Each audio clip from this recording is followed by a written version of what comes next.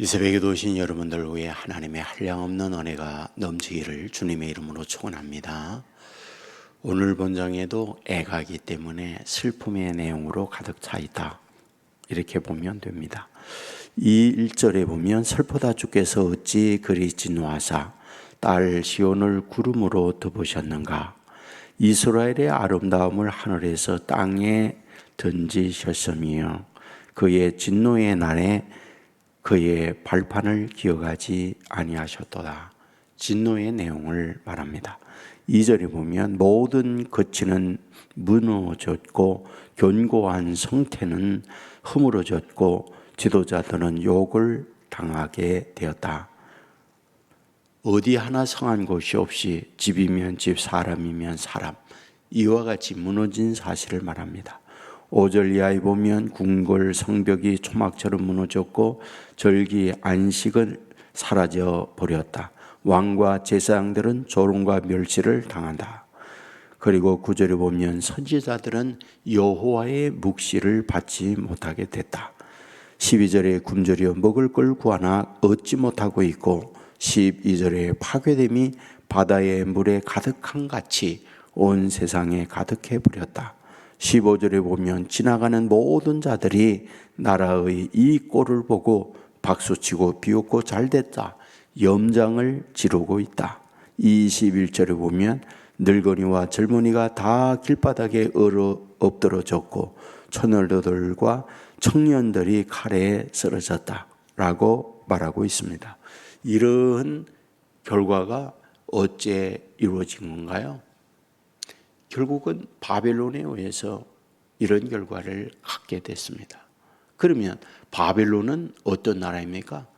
당시에 강한 나라이기에 그 강한 군사력을 가지고 이 이스라엘 그리고 유다 예루살렘만 침략을 한 게 아니죠. 주변의 많은 나라들을 공격하고 그 나라들을 자기의 것으로 소유하는 이런 일이 반복되었던 것을 보게 됩니다. 결국 현상적으로는 무엇일까요? 현상은 간단해요. 유다 예루살렘이 약한 거고요. 또한 바빌론이 강하기 때문에 그런 결과를 낳게 된 거죠. 그렇다면 유다가 강하고 유다가 힘이 있었다면 그들을 물리치고 이길 수 있는 것이 아니겠습니까? 하지만 여기에 예레미야는 그 원인을 그리고 그 결과를 거기에 두고 있지 않다는 거예요. 그러면 무엇이 문제란 말일까?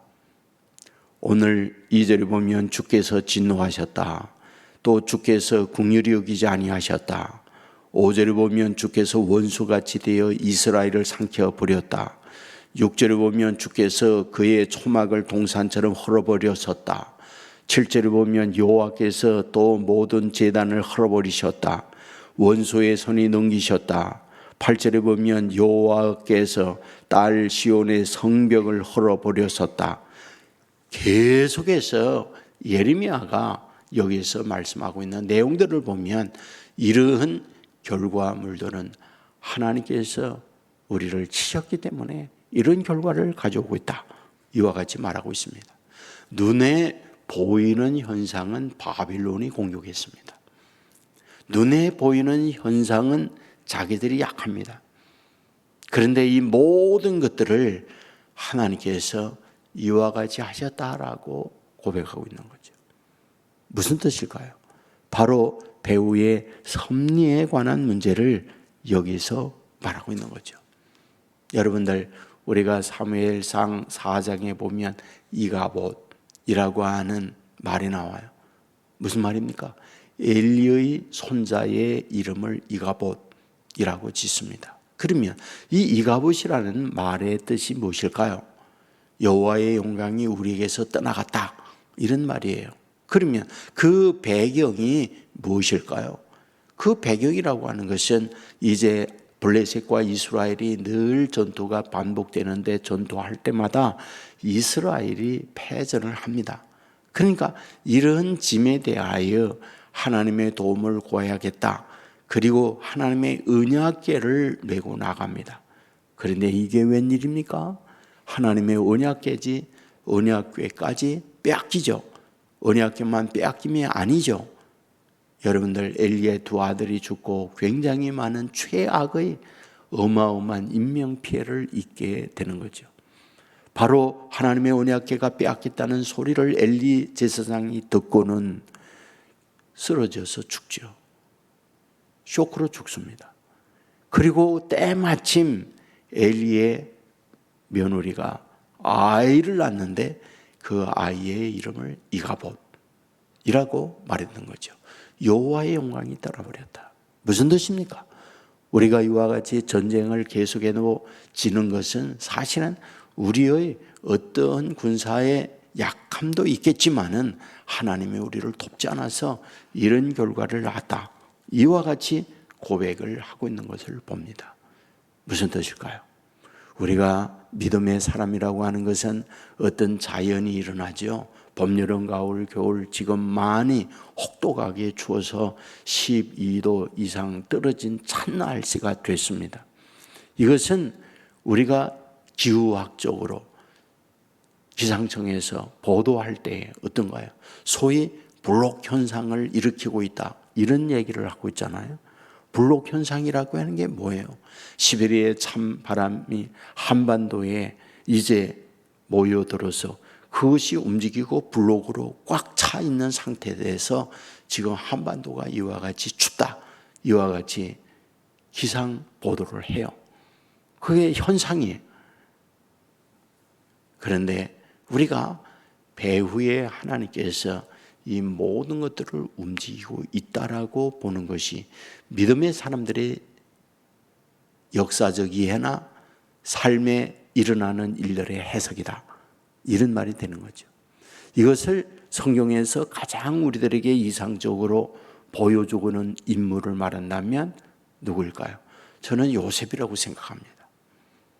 왜냐하면 여러분들, 이제 총리가 되고 난 이후에 자기를 괴롭히고 자기를 죽이려고 했고 자기를 팔아먹은 형들을 만났을 때 총리가 된 권세를 가지고 있는 요셉이 형들에게 자기를 밝히지 않습니까?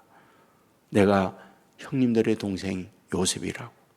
이 말을 들었던 형들은 사시나무 떨듯 뜨는 거죠. 왜? 자기들이 한 짓이 있으니까, 자기들이 동생 요셉에게 어떻게 했는지 자기들이 알고 있으니까, 그러니까 이제는 죽었구나 라고 생각을 하고 두려워 공포에 떨고 있을 때 요셉의 한 말이 무엇입니까? 형님들, 나를 팔았으므로 두려워하지 마십시오. 이 때를 위해서 하나님이 나를 이곳에 보냈습니다 라고 말하는 거예요. 실제는 누가 그와 같은 결과를 낳겠는데, 형들이 인신매매해서 여러분들 미디안 대상들에게 자기를 팔아먹었다고요. 그리고 거기 온 거예요, 실제는. 그런데 요셉은 그것을 하나님께서 그들을 통하여 자기를 이곳에 보냈다고 그걸 해석하는 거예요. 이게 바로 믿음의 사람들의 역사 이해입니다. 이것이 어떤 사건이나 문제를 만날 때 그것을 보는 하나님의 사람들의 관점이에요. 놀라운 게 뭔지 아세요?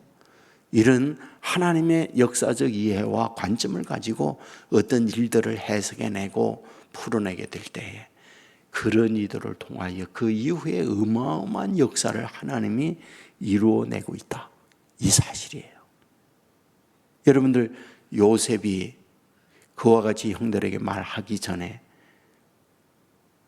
옥중에서 꿈을 꾼 해석을 하면서 하나님이 당신들에게 선한 대답을 해드리다, 바로 앞에 섰을 때에도 내가 꿈 해몽을 잘한다면서 아닙니다, 내가 믿는 하나님께서 왕에게 바른 대답을 해드리다, 이렇게 말을 합니다. 그러니까 모든 것들을 요셉 안에 가지고 있던 것은 하나님께서 생사화복의 모든 걸 다스리고 있다, 이 믿음을 분명히 갖고 있었어요. 여러분, 그렇다면 어떻단 말이에요? 바로 하나님 앞에 하나님의 마음에 들도록 이런 삶을 살 수밖에 없다, 이 말이죠. 이런 심정으로 하나님 앞에 우리가 살아갈 수만 있다면, 그런 심정으로 살아가는 저와 여러분을 어찌 하나님께서 외면할 수 있겠습니까? 이 새벽에도 이런 심정으로 하나님께 나아가고 하나님의 인도받는 저와 여러분이 돼서 하나님의 인도받는 복된 저와 여러분의 삶이 되기를 주의 이름으로 축원합니다. 은혜로우신 아버지 하나님이여, 우리를 사랑해 주시고 인도해 주시니 감사함을 드립니다. 매우 춥습니다. 그럼에도 불구하고 우리를 깨워 찬바람을 헤치며 어려운 가운데에 있는 우리들을 주의 전으로 인도하사 아버지 앞에 엎드리게 하시니 감사함을 드립니다. 예레미야 애가 2장의 말씀을 보았습니다. 예레미야 애가가 정말 예레미야가 탄식하며 슬픔의 노래를 짓고 있는 내용을 보게 됩니다. 이와 같이 어려운 절망의 환경에 처하게 된 것, 자신들이 약하고 바빌론이 강하여 이런 결과를 낳고 있음을 현상적으로 봅니다. 하지만 예레미야는 이 모든 것들이 하나님께서 이와 같이 하셨다고 고백을 하고 아버지 앞에 엎드리고 있는 것을 보게 됩니다. 주여, 원하는 것은 우리의 삶에 이런저런 일을 만날 때 우리에게 신앙의 눈을 가지고 믿음의 눈을 가지고 하나님의 시각으로 바라보고 해석할 줄 아는 주의 자녀들이 되게 하여 주옵소서. 아버지 하나님 앞에 온전히 서가게 하시고 그 가운데 하나님께서 우리를 향하여 갖고 있는 하나님의 섭리, 하나님의 계획, 하나님의 뜻이 무엇인가를 발견하고 들을 줄 아는 믿음의 사람들 되게 하여 주옵소서.